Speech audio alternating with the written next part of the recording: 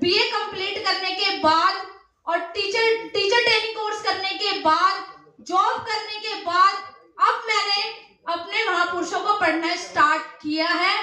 और साथ ही साथ ये चीज भी सोची है कि जीवन भर शादी नहीं करनी, कुंवारे रहना है और समाज में अपने आप को समर्पण कर दिया और काम करना है, बच्चों को आगे। विचारधारा आप यहाँ पर बता रहे हैं, उन विचारधारा का सबसे ज्यादा मेन काम हमारे बच्चों में बताने का है, उनको जागरूक करने का है, क्योंकि वो विचारधारा हमारे बच्चों में नहीं बताई जाती। क्योंकि हमें स्कूलों में रामायण और महाभारत पढ़ाई जाती है, वहाँ पर हमें सावित्रीबाई फुले जी के बारे में नहीं बताया जाएगा, बाबा साहब जी के बारे में नहीं बताया। जय भीम, जय भारत, जय संविधान।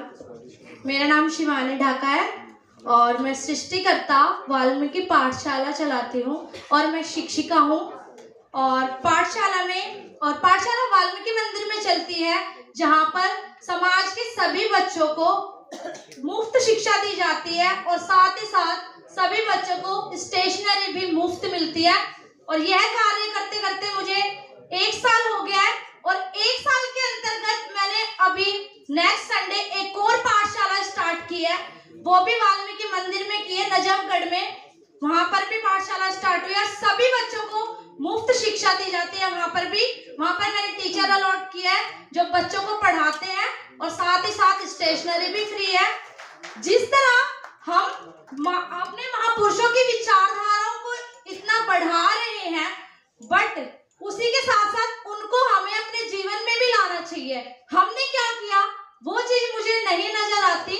और जिस तरह से मुझसे सवाल किया जाता है कि आपको इस कार्य को करने की प्रेरणा कहाँ से मिली, और सिर्फ मुझे इस कार्य को करने की प्रेरणा माँ सावित्रीबाई फुले जी से मिली और ज्योतिराव फुले जी से और महापुरुषों के विचारों को पढ़ने से मिली।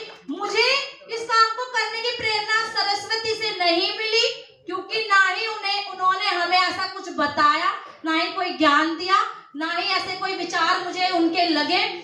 और इस काम में मैंने अपना पूरा जीवन दे दिया है। जिस तरह से मैंने देखा है कि हमारा समाज सिर्फ वाल्मीकि मंदिर के लिए जगह मांगते हैं, पर ऐसा क्यों होता है? हम ये क्यों नहीं मांगते कि हमारे एरिया में अच्छा स्कूल होना चाहिए, प्राइवेट स्कूल होने चाहिए, हमारे बच्चों को एजुकेशन मिलनी चाहिए। उस चीज का हम कभी नहीं बोलते कि हमें हमारे एरिया में स्कूल अच्छा होना चाहिए, लाइब्रेरी होनी चाहिए जहाँ पर हमारे बच्चे बैठ के प्रिपरेशन करें, आगे की तैयारियां करें। उस चीज पे नहीं काम किया जाता।